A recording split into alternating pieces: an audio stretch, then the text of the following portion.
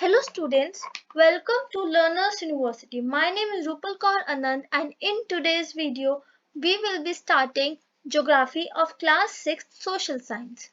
In 6th class, your social science is divided into three parts or subcategories: Geography, History and Political Science. We have already done history. In history, we will be reading about past and how past affects our present.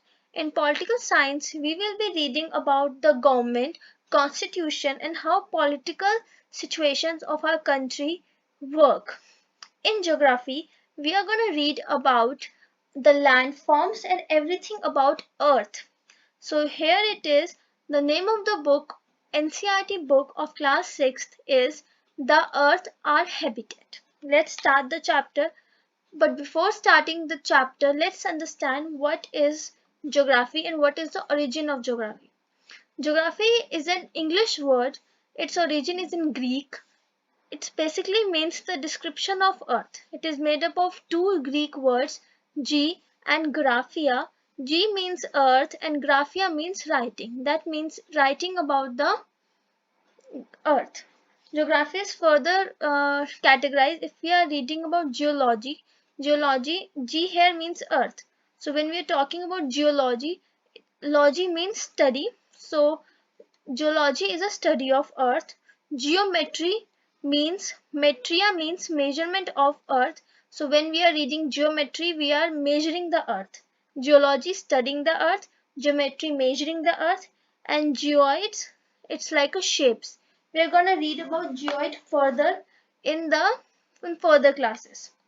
Now let's start chapter number 1 of geography class 6, the earth in the solar system.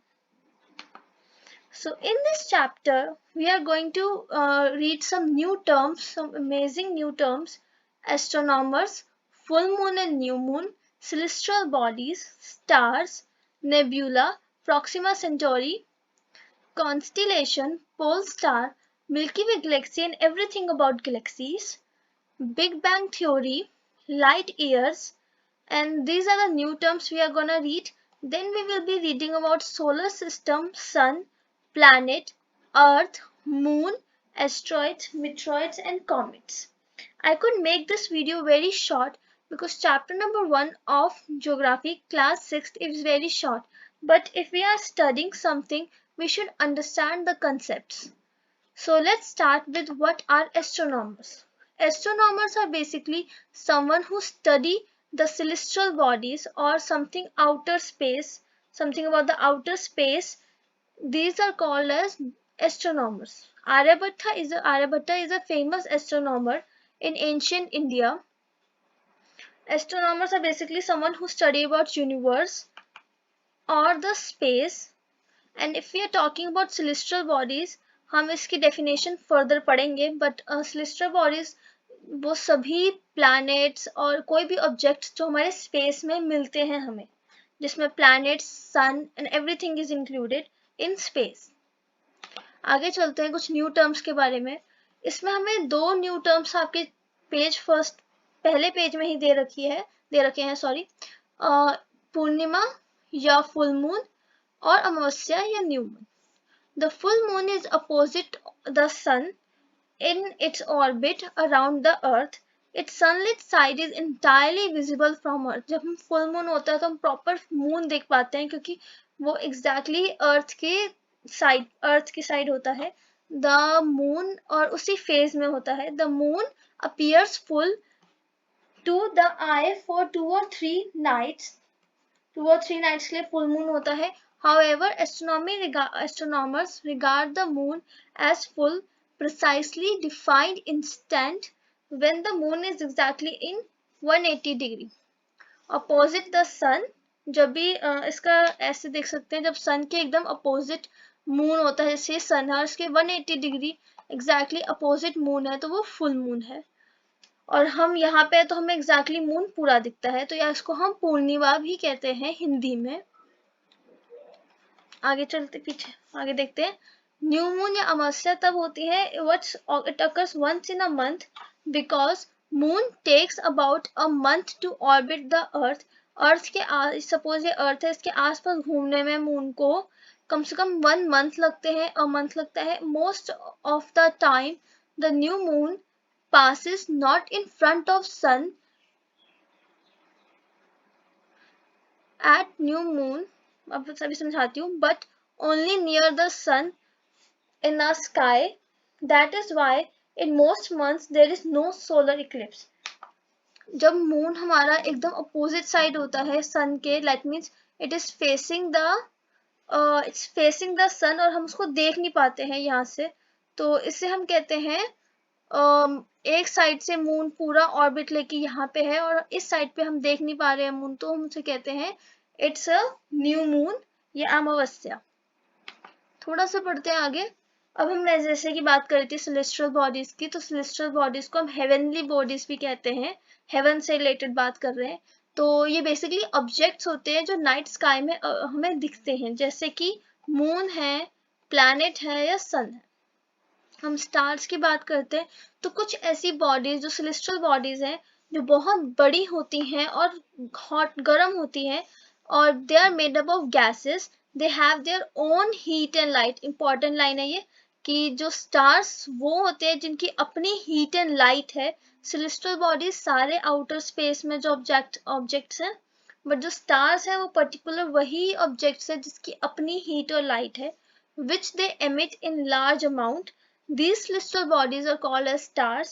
और एक चीज important, हमारे सबसे important star है वो सन है. Countless twinkling stars है night sky में, but we do not feel their heat or light and they look so tiny because they are very far away from us.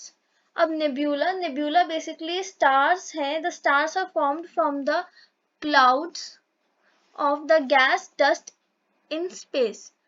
This is example of nebula. Nebula basically इसका मतलब है कि जब dust और cloud से space में covered होता है, it's like a cloud, it is form of gas and dust in space, तो उस क्लाउड को हम नेब्यूला कहते हैं. इसके बाद Proxima Centauri is like nearest star है. जब हम स्टार्स की बात करते हैं तो हमारा नियरेस्ट स्टार सन है, तभी तो सन इतना बड़ा है और इसके अंदर इतनी हीट और लाइट है. बट अगर हम सन को साइड में रखें तो जो दूसरा नियरेस्ट स्टार है वो हमारा प्रोक्सिमा सेंटोरी है और ये 4.24 लाइट ईयर्स अवे है. लाइट ईयर्स हमारी एक मेजरमेंट है जो हम यूज करते हैं for measuring out everything in outer space. थोड़ा अच्छे से समझेंगे लाइट ईयर्स को इन फर्दर क्लास. अब हम समझेंगे कॉन्स्टिलेशंस क्या होते हैं. कॉन्स्टिलेशन एक ग्रुप ऑफ स्टार्स है. सपोज यहाँ पे एक स्टार है, यहाँ पे एक स्टार है, यहाँ है, तो इट्स लाइक और एक यहाँ पे भी है, ठीक है. It's like a group of stars जो फॉर्म्ड होते हैं.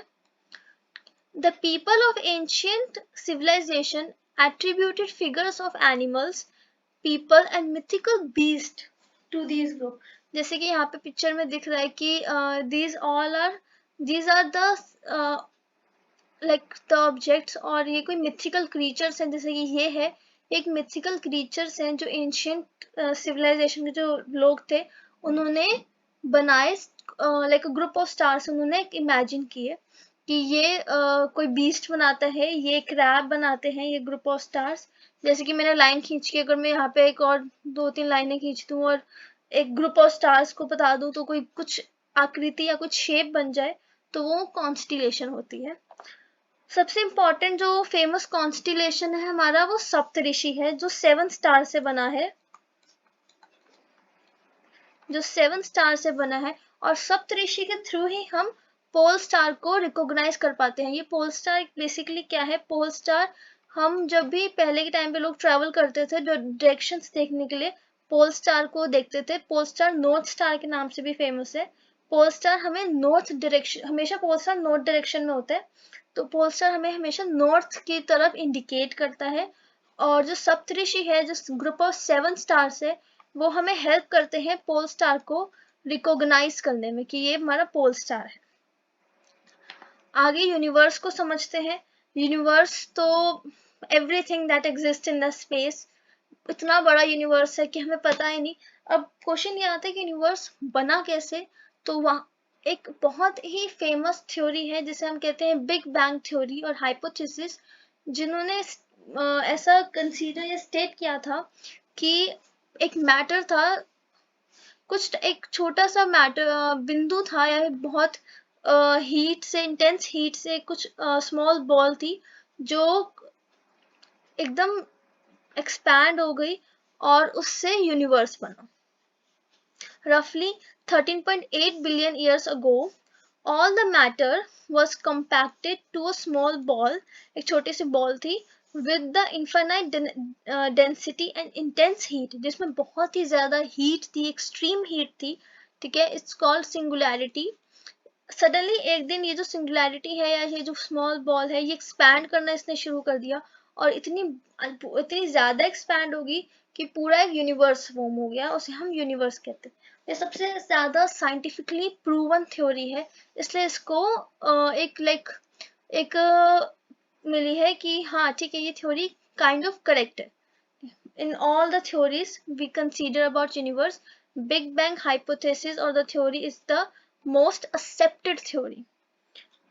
आगे गैलेक्सी के बारे में हम अगली क्लास में समझेंगे, क्योंकि गैलेक्सी एक बड़ा टॉपिक है। इसके अंदर हम सिर्फ मिल्की वे गैलेक्सी नहीं समझेंगे, हम टाइप्स ऑफ गैलेक्सी समझेंगे और मिल्की वे किस टाइप की गैलेक्सी है ये भी समझेंगे। साथ में हम देखेंगे कि हमारी मिल्की वे गैलेक्सी के सबसे पास कौन सी गैलेक्सी है। तो आज की वीडियो में इतना ही था। आई होप आपको जो जो मैंने समझाया क्लियर हुआ है।